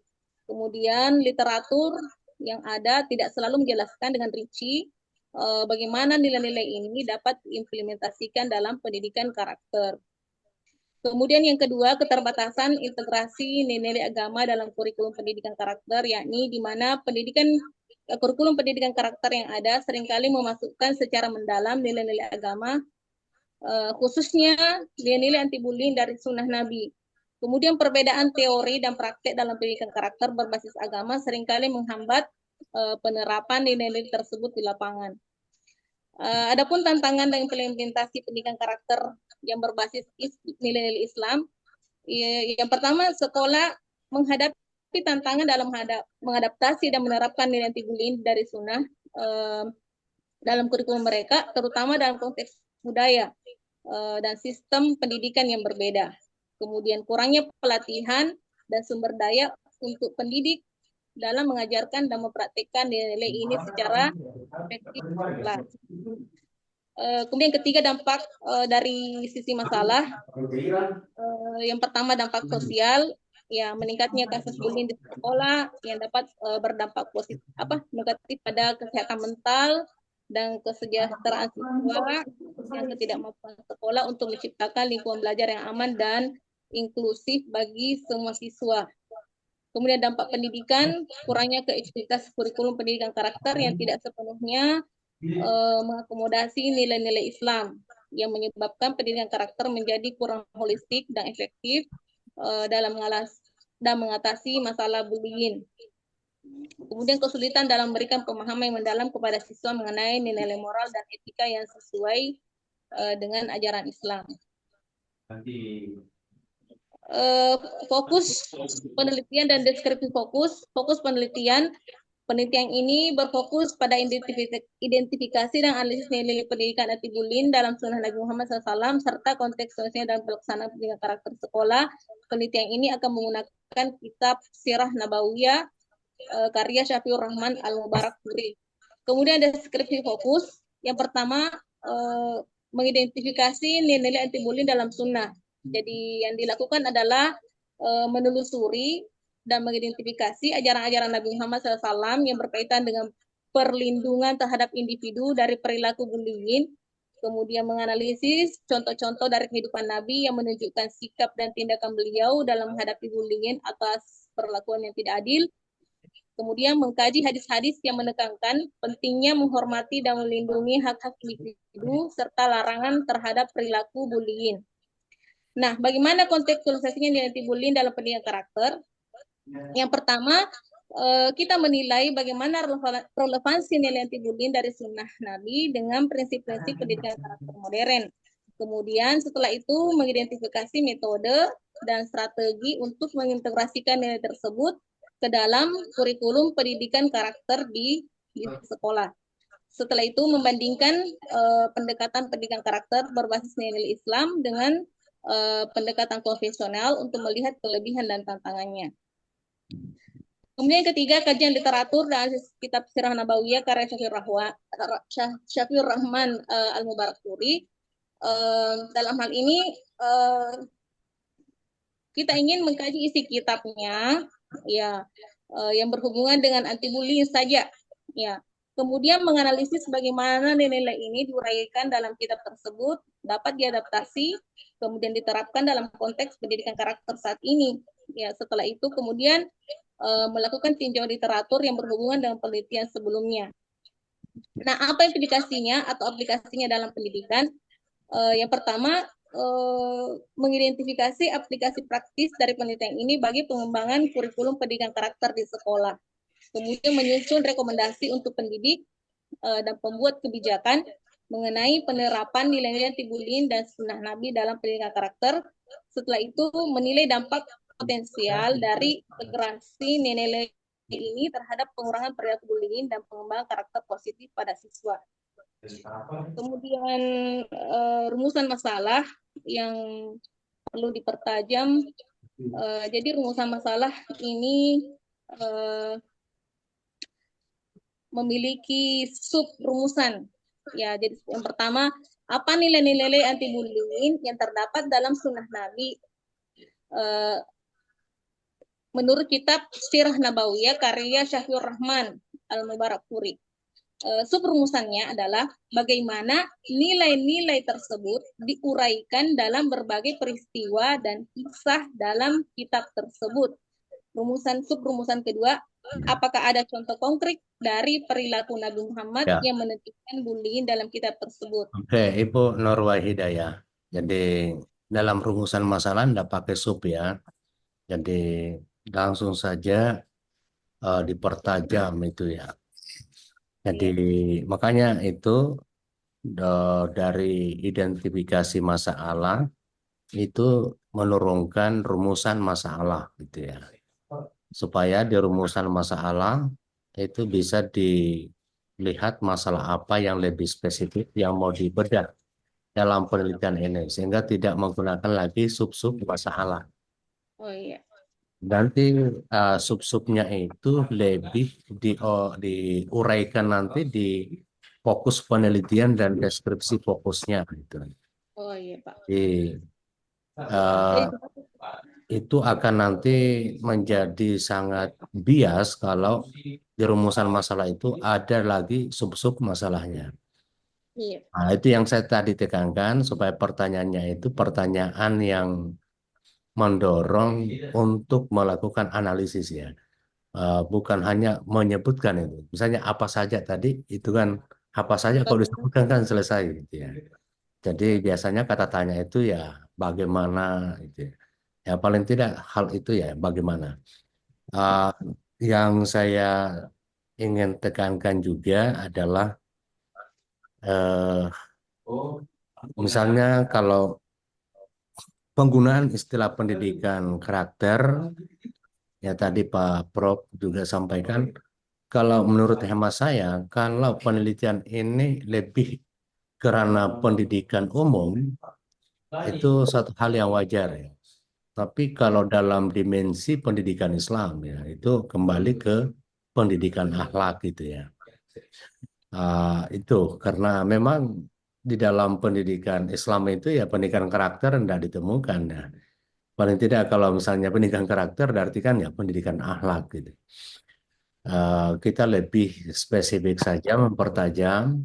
Kemudian yang kedua, kalau dalam konteks pendidikan Islam mau mencoba mengaktualisasikan atau mengkontekstualisasikan Pulpen dulu, Pak. itu perlu benar-benar nanti dipertegas demarkasinya. Mana yang sesungguhnya pendidikan atau mendidik, mana yang sifatnya peruntungan itu. Apalagi kalau di wilayah pondok pesantren ya, kadangkala senior, kadangkala ustaz atau guru itu melakukan tindakan yang agak keras itu ya. Kalau menggunakan kacamata eksternal. Iya. Tapi justru di internal itu merupakan bagian dari proses mendapatkan barokah misalnya. Ya saya juga dulu pernah bukan lagi sifatnya perundungan ya, memang sudah kekerasan itu, tapi kita menganggap ini bagian dari proses pembinaan. Misalnya dicambuk pakai rantai karena terlambat bangun untuk salat berjamaah. Jadi itu bagian dari proses pendidikan dan itu kalau dilihat dari kacamata di luar, wah ini kekerasannya. Tapi di internal itu bagian dari proses pembinaan ya atau penggemblengan dan seterusnya. Jadi itu mungkin ya perlu dipertajam ya di mana batas demarkasinya, mana di wilayah perundungan, mana di wilayah pendidikan ya. Ini kalau ranahnya di pendidikan Islam, lalu melihat konteksnya, praktiknya di dalam pendidikan, terutama di pondok pesantren itu sendiri. Kira itu ya nanti dikembangkan Ibu Nur Wahida dalam prosesnya ke depan. Dan alhamdulillah sudah bergabung ke promotor 1 Ibu Profesor Dr. Siti. Saya sedikit tambahkan Pak ya. Ya, silakan Prof ya. Jadi tetap saya minta supaya karakter itu diganti dengan akhlak. Dan referensi yang saya ingin tegaskan yaitu pertama, karena saya lihat sangat kurang ini referensinya. Ditambah, yaitu buku dari Profesor Dr. Yunahar Ilyas MA. Ada 2 bukunya, Kuli Akhlak dan Kuli Akidah. Kemudian buku dari Profesor Dr. Haji Abudin Lata. Tadi belum ada perspektif Islam tentang strategi pembelajaran. Yang ketiga yaitu buku yang ditulis oleh Dr. Alil Hadi, diterjemahkan dalam bahasa Indonesia dengan judul Bersama Rasulullah Mendidik Generasi Idaman. Ya. Diterbitkan oleh Pustaka Imam Asy'ari, ya. Dan yang ketiga yaitu yang keempat buku yang ditulis oleh apa namanya, yaitu Madrasah dan Pendidikan Intelektual dalam Islam yang ditulis oleh mantan Dirjen Bimbaga Islam Departemen Agama. Ya, ya. Nanti masih banyak lagi buku-buku yang saya tunjukkan karena sangat kurang saya lihat bukunya ini. Saya kira demikian. Terima kasih. Assalamualaikum warahmatullahi wabarakatuh. Waalaikumsalam. Terima kasih banyak Prof ya, karena Ibu Nur Wahida mau penelitian library ya, kepustakaan ya. Maka andalannya itu ada di referensi ya, kekuatan referensi. Jadi di proposalnya ini baru ya lebih 10 ya. Jadi paling tidak nanti referensi yang Islam dari masa ke masa. itu ya. Ditulis Pokoknya oleh Dr. Marwan Sarijo, mantan Sekjen Departemen Agama. Itu yang paling Pokoknya nanti referensi yang disiapkan Ibu Nur Wahidah untuk penelitian library itu ya paling tidak 200-an ya. kalau tidak ada bukunya bisa nanti hubungi saya. Oh ya, pokoknya Masya harus Allah. selalu jalan-jalan ke rumahnya Prof. Oh, ya, selaku promotor ya. Bapak pinjam bukunya. Iya. Oke, baiklah. Selanjutnya kami minta waktunya kepada penguji sekaligus sebagai kopromotor satu, Ibu Profesor Dr. Siti Wardani Hanafidah SPD. Dengan hormat disilakan.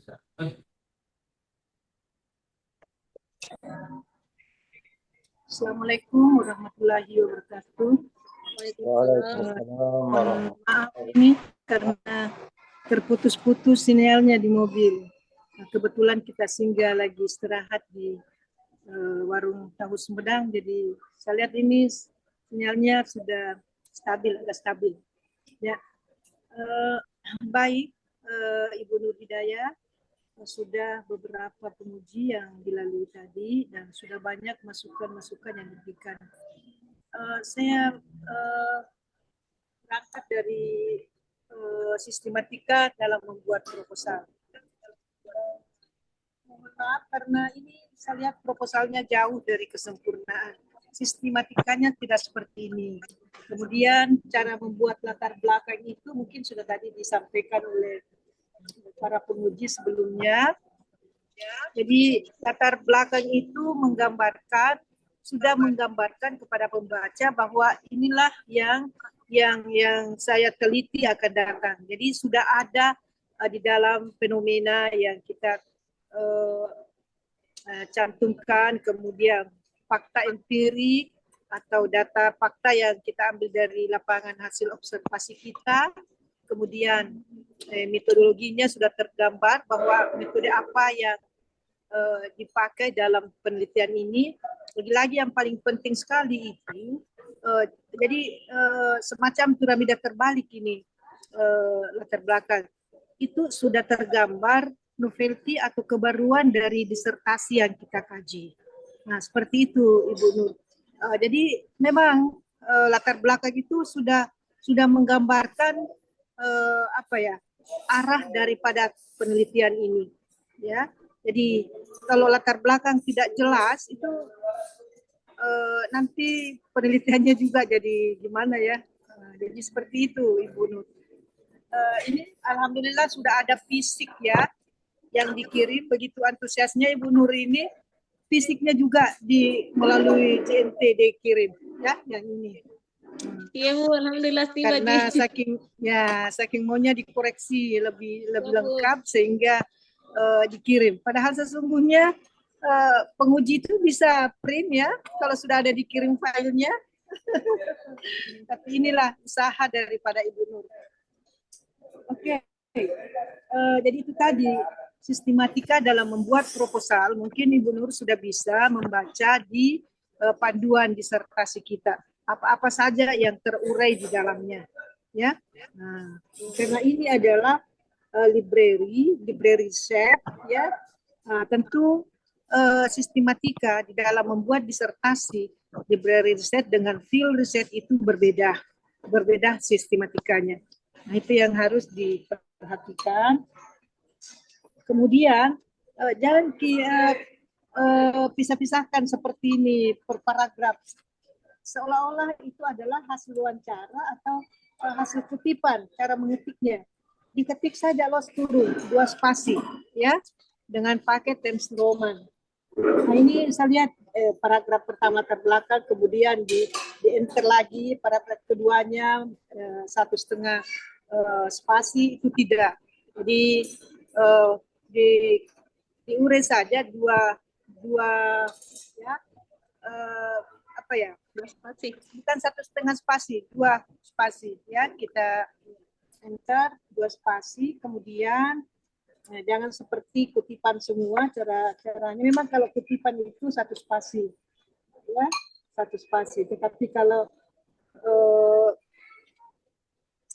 uraian atau penjelasan itu 2 spasi. Nah, ini saya lihat tidak penulisannya tidak konsisten. Artinya bahwa Kalau kita dari Kemenak itu ada nomenklatur, itu kita pakai footnote. Tak usah dicantumkan lagi endnote-nya. Nah, ini saya lihat ada endnote, kemudian ada footnote. Nah, jadi kita harus konsisten di dalam membuat karya ilmiah apapun itu. Kalau kita pakai note and net semua, tapi yang kita pakai di PAI ini dengan dasar nomenklatur dari Kemenak, ya. Jadi pakai footnote semua. Jangan ada di teks tubuh, ya. Di tubuh teks ini ada endnote. Misalnya halaman berapa ini? Halaman 3 ada Al-Mubarak Furi. Nah, itu dalam teks ditulis. Itu sesungguhnya tidak usah, karena itu ciri endnote, ya. Note, kalau kita ciri footnote, semua ada di catatan kaki ditulis, ya. Oke. Kemudian tadi sudah diurai rumusan masalahnya, dan saya kira tak usah saya korek ini rumusan masalah, sudah jelas tadi dari pemateri penguji. Sesungguhnya rumusan masalah itu tak usah ada sub-subnya, ya. Sub-subnya itu misalnya sub rumusannya sub ini, jadi tidak perlu, langsung saja, ya.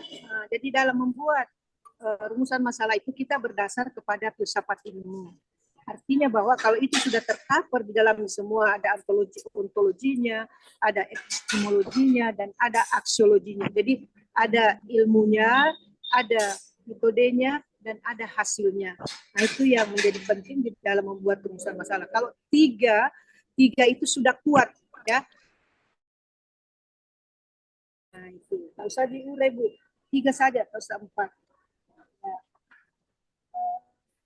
Bisa diulang, ada ilmunya, ya. Ada apa lagi? Ontologi, epistemologi, dan aksiologi. Itu dari dasar filsafat ilmu. Oh, filsafat. Oke, kalau saya lihat ini kajian library set, ya.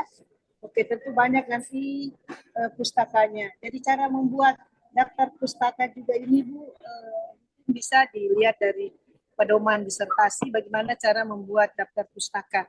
Ini masih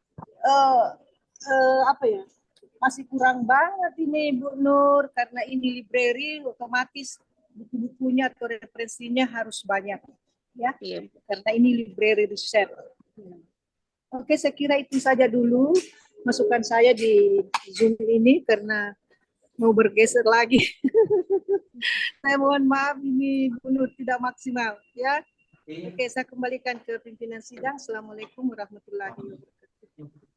Waalaikumsalam warahmatullahi wabarakatuh. Terima kasih banyak atas masukan-masukannya, dan tentu saling melengkapi, ya, saling mempertajam, meluruskan untuk penulisan sebuah karya ilmiah monumental pada level disertasi. Dan tinggal satu pengujinya, ya, Bu Nur, Bapak Profesor Dr.